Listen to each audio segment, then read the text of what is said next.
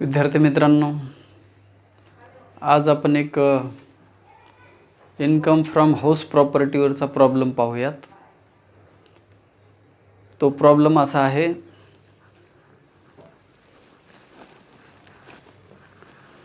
Mister Ram is the owner of the house.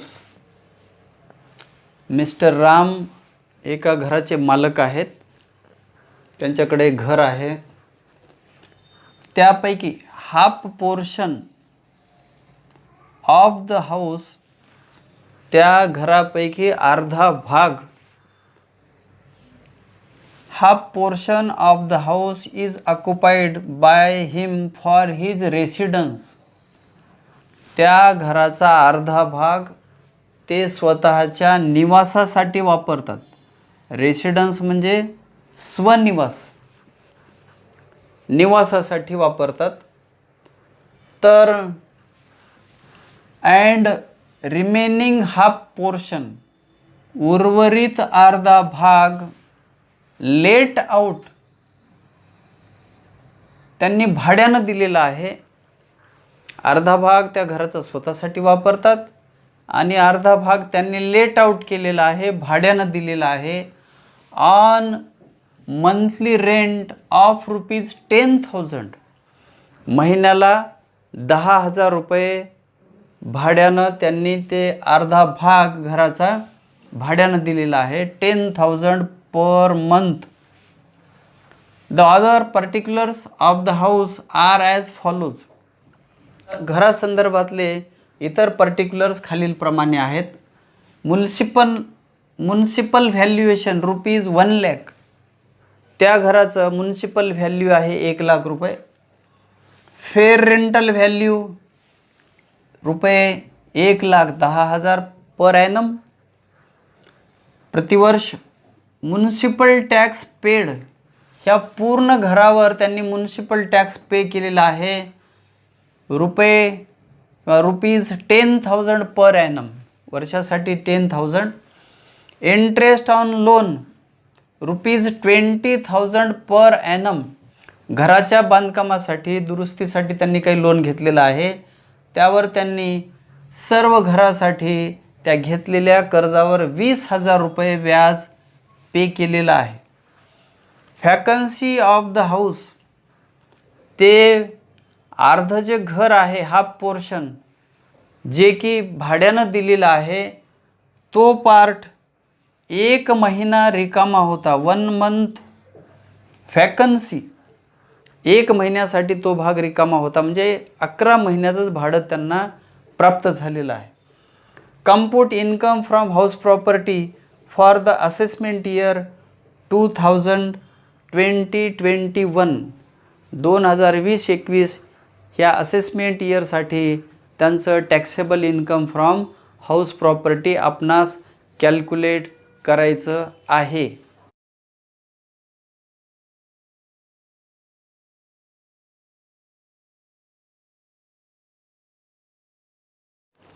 चला तर विद्यार्थी मित्रांनो, आता हा प्रॉब्लेम सोडूयात. मिस्टर राम यांचे घर आहे. ते घर जे आहे त्यापैकी अर्धा पार्ट, हाफ पोर्शन, त्यांनी स्वतःच्या रेसिडेन्ससाठी वापरलेला आहे. सेल्फ ऑक्युपाईड आहे, स्वनिवासासाठी वापरलेला आहे. तर त्यातलाच अर्धा पार्ट, हाफ पोर्शन, त्यांनी भाड्यानं दिलेला आहे. लेट आउट, भाड्यानं दिलेला आहे. आणि या भाड्यापोटी त्यांना ₹10,000 पर मंथ प्राप्त होतात. त्यामध्ये पहिल्यांदा आपण सेल्फ ऑक्युपाईड पार्टचा भाग पाहूयात. तो पार्ट पाहूयात. त्याचं ग्रॉस ॲन्युअल व्हॅल्यू काढूयात. जे सेल्फ ऑक्युपाईड हाऊस असतं त्याचं ग्रॉस ॲन्युअल व्हॅल्यू नील येतं. असा इन्कम टॅक्स डिपार्टमेंटचा नियम आहे की सेल्फ ऑक्युपाईड हाऊस जे आहे त्याचं ग्रॉस ॲन्युअल व्हॅल्यू नील येतं. पूर्वी एक घर स्वनिवासासाठी ज्याचं ग्रॉस ॲन्युअल व्हॅल्यू नील येत होतं, पण असेसमेंट इयर 2020-21 पासून 2 घरं स्वनिवासासाठी वापरता येतात आणि त्याचं ग्रॉस ॲन्युअल व्हॅल्यू नील येतं. या ठिकाणी एकच घर आहे, त्यापैकी अर्धा भाग स्वनिवासासाठी आहे, म्हणून त्याचं ग्रॉस ॲन्युअल व्हॅल्यू काढू आपण. सेल्फ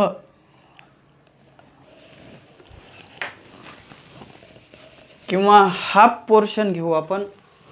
हाफ पोर्शन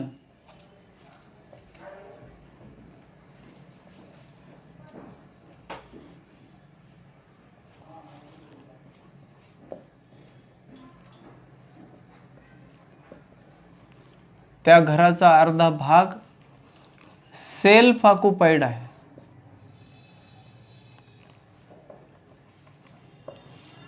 स्वनिवासासाठी वापरलेला आहे, त्या पूर्ण घराचा अर्धा भाग. म्हणून याचं gross annual value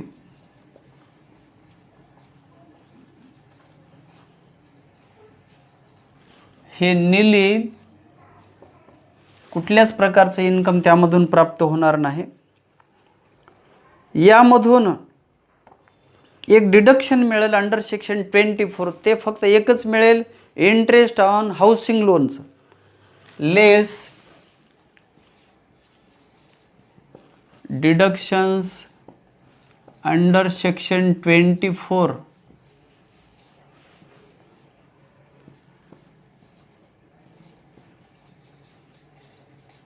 interest on loan. पूर्ण घरासाठी इंटरेस्ट पे केलेला आहे त्यांनी 20,000 20,000 रुपये या वर्षभरामध्ये तो इंटरेस्ट पे केलेला आहे. हाफ पोर्शनसाठी तो येईल 20,000 गुणिले हाफ 10,000 रुपये येईल.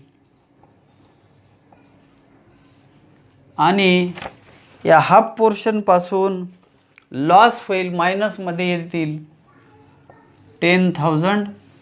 हा आला लॉस फ्रॉम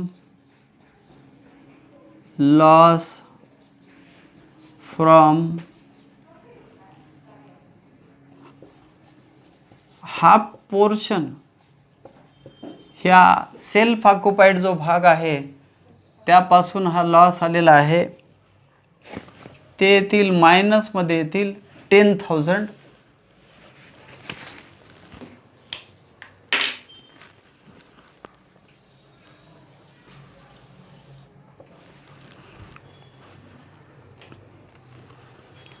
त्यानंतर आता पुढील भाग बघूयात, जो की त्यांनी घराचा अर्धा भाग लेट आउट केलेला आहे, भाड्यानं दिलेला आहे. हाफ पोर्शन नंतर सेकंड हाफ पोर्शन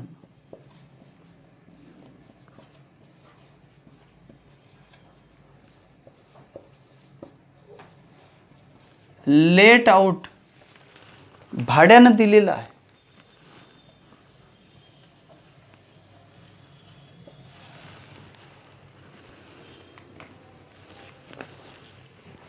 आता याचा आपणास ग्रॉस ॲन्युअल व्हॅल्यू काढायचा आहे. त्यासाठी पहिला टप्पा आहे एक्सपेक्टेड रेंटल व्हॅल्यू काढावं लागतं. एक्सपेक्टेड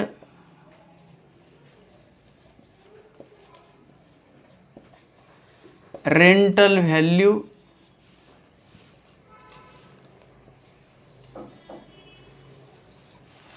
त्यासाठी बेस आहे पहिला म्युनिसिपल रेंटल व्हॅल्यू.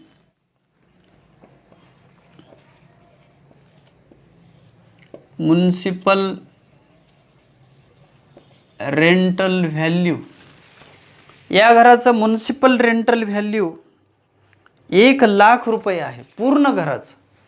ते हाफ घ्यावं लागेल या ठिकाणी. हाफ पोर्शनसाठी 1,00,000 रुपये.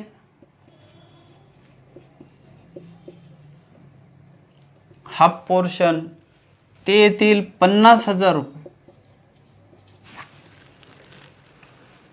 त्यानंतर second base fair rental value.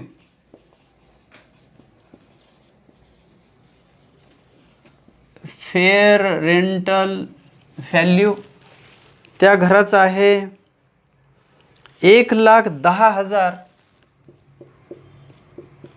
ते पण हाफ घ्यावं लागेल आपणास. ते आलं 55,000 रुपये. हाफ पोर्शनसाठी 1,10,000च्या हाफ 55,000 रुपये. यापैकी विच एव्हर इज हायर,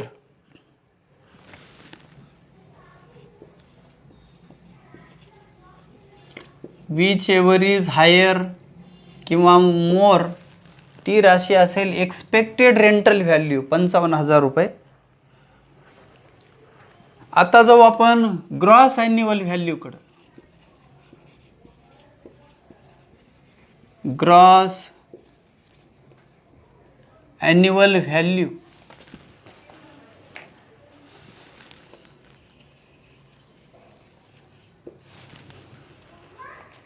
ही काढण्यासाठी या ठिकाणी आली एक्सपेक्टेड रेंटल व्हॅल्यू आणि ॲक्च्युअल रेंटल व्हॅल्यू यामध्ये तुलना करावी लागेल आणि विच एव्हर इज हायर असलेली राशी ती असेल ग्रॉस ॲन्युअल व्हॅल्यू. इथे एक्सपेक्टेड रेंटल व्हॅल्यू काढलेला आहे आपण 55,000 रुपये आलेला आहे.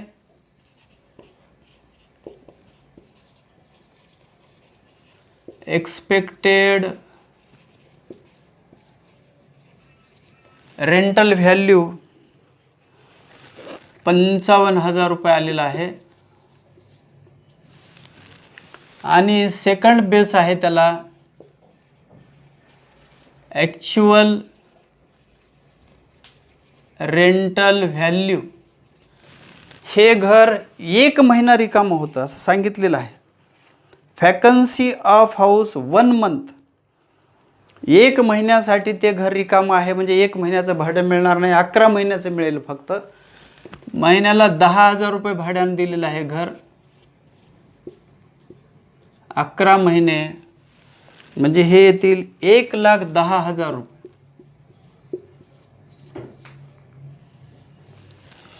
ही पण व्हॅल्यू जास्तीची घ्यायची. विच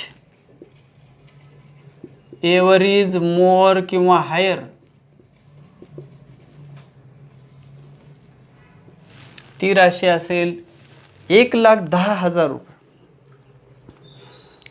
ही आली व्हॅल्यू आपली gross annual value of the let out portion. Gross annual value आली आपली 1,10,000 रुपये.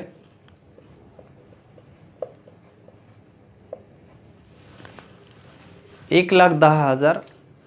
यामधून आता डिडक्शन्स द्यावे लागतील. पहिलं डिडक्शन मिळेल म्युनिसिपल टॅक्सेस लेस म्युनिसिपल टॅक्सेस. पूर्ण घरासाठी म्युनिसिपल टॅक्सेस यांनी पे केलेले आहेत 10,000 पूर्ण घरासाठी. इथं आपल्याला हाफच घ्यावे लागतील. हाफ पोर्शनसाठी 10,000 त्याचे हाफ करा 5,000 रुपये. हे म्युनिसिपल टॅक्सेस लेस केल्यानंतर येणारी राशी असेल net annual value. Net annual value आली 1,05,000 रुपये. नेट ॲन्युअल व्हॅल्यू 1,05,000 रुपये.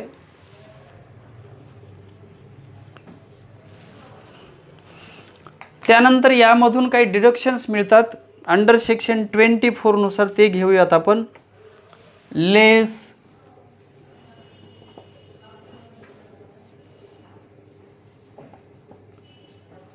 Deductions under section 24.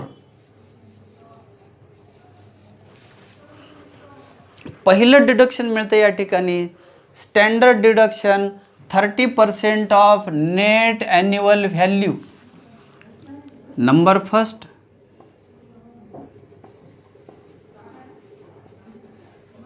Standard deduction 30% of net annual value. Net annual value आली आपली 1,05,000. 1,05,000 गुणिले 30%.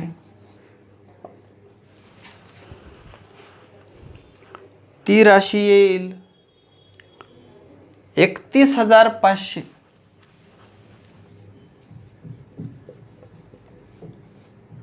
31,500 ह्या नेट ॲन्युअल व्हॅल्यूमधून लेस होतील.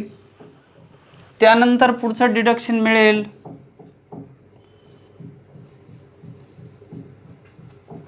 Interest on loan. पूर्ण घरासाठी जो इंटरेस्ट होता तो होता 20,000 रुपये. त्यापैकी 10,000 इंटरेस्ट आला या पहिल्या हाफ पोर्शनसाठी आणि त्यापैकी शिल्लक असलेला इंटरेस्ट येईल 10,000 रुपये पुढील हाफ पोर्शनसाठी, जो की लेट आउट केलेला आहे, भाड्यानं दिलेला आहे. 20,000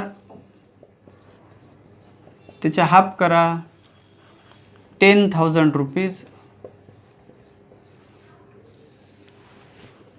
ह्या दोन राशी नेट ॲन्युअल व्हॅल्यूमधून लेस होतील आणि शिल्लक असेल राशी आता 63,500 रुपये.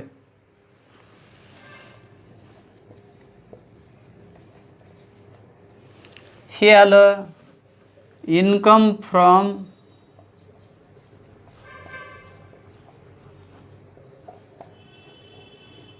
लेट आउट पोर्शन, म्हणजे भाड्यानं दिलेल्या भागापासूनचं उत्पन्न. सेल्फ ऑक्युपाईड हाऊस किंवा पार्ट आहे, पोर्शन आहे, त्याच्यापासून आलेला आहे 10,000 लॉस फ्रॉम हाफ पोर्शन. आणि भाड्यानं दिलेला जो हाफ पोर्शन आहे, हा जो आहे हाफ पोर्शन, हा सेल्फ ऑक्युपाईड आहे आणि हा भाड्यानं दिलेला आहे. सेल्फ ऑक्युपाईड पोर्शनपासून लॉस आला 10,000 आणि भाड्यानं दिलेला हाफ पोर्शन आहे, लेट आउट केलेला आहे, त्यापासून आलेला आहे इन्कम 63,500 रुपये. आता एकत्रित इन्कम काढूया दोन्ही पोर्शनचा आपण. Income from house property.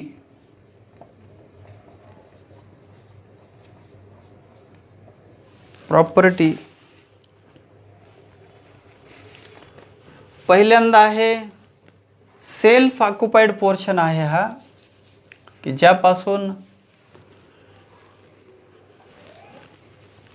-10,000 loss आलेला आहे. सेल्फ ऑक्युपाईड पोर्शन ज्यापासून लॉस आलेला आहे -10,000. आणि सेकंड पोर्शन आहे लेट आउट, ज्यापासून इन्कम मिळालेला आहे 63,500. लेट आउट पोर्शन त्याचं इन्कम आलेलं आहे 63,500 रुपये. आणि मग ह्या प्लस अमाऊंटमधून मायनस अमाऊंट लेस होईल आणि इन्कम आलं मग इन्कम फ्रॉम हाऊस प्रॉपर्टीचं 53,500 रुपये.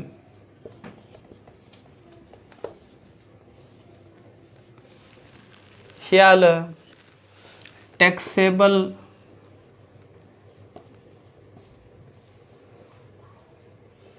इन्कम फ्रॉम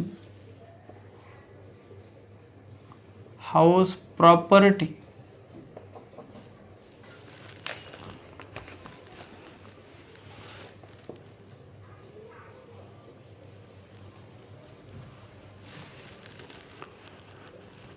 तर विद्यार्थी मित्रांनो, या ठिकाणी हा प्रॉब्लेम संपलेला आहे. पुन्हा आपली लगेच एखाद्या दुसऱ्या प्रॉब्लेमसोबत भेट होईल. Best of luck.